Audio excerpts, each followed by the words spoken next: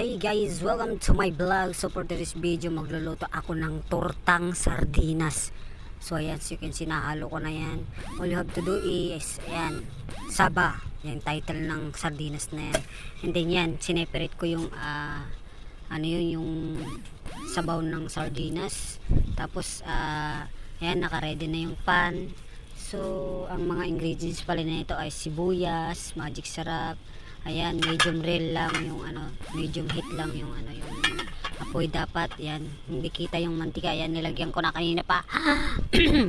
So, ayan, then ito naka-ready na siya. So, kung nakikita nyo yung sibuyas lumulutang.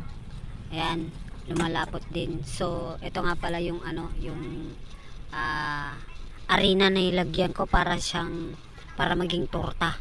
Ayan, glutinous rice flour. Ayan, marami dun sa sa tindahan, bumili na kayo dun. Ayan, minekis-mekis ka na yan. Ayan, tapos yan konting malapot. And then yan, naka-ready na siya yung pan. So as you can see, ayan, nung unang lagay ko is ayan, konti lang. So wala akong idea, pinuhos ko na lang.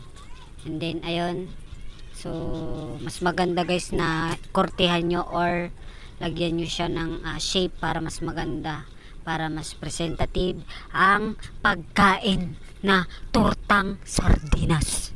Nga pala, dagdag ko lamang is mayroon ding egg yan, 2. Ayan, bumili ako sa palengke. Ayan, yan, ginanon-ganon ko. As you can see, tumitigas-tigas na. Babalik ta rin ko yan mamaya. Ayan, so as you can see, ayan, kumukulo-kulo na siya.